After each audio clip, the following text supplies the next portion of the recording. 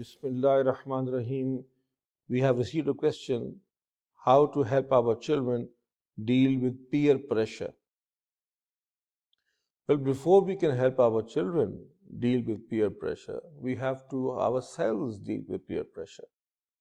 If a child's parents themselves are always under social pressure and always worrying about what people would say or people would do and what others are doing and what they think of us, then I don't think we will be able to do much for our children's peer pressure.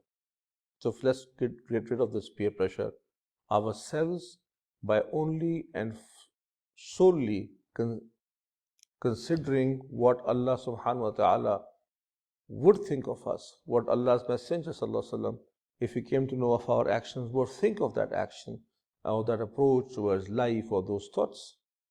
If they be the force which makes pressure, which puts pressure rather on us, then I think that all other pressures go away. And this is what's to be taught to our children, not just taught, but also to be shown by example that the only thing we worry about, the only personality we worry about is Allah subhanahu wa ta'ala, what He would think of us and not what he or she or so and so would think. I think we can do a good start by helping our children shed this pressure that they receive from their friends and their mates and their class fellows. May Allah make this easy for all of us.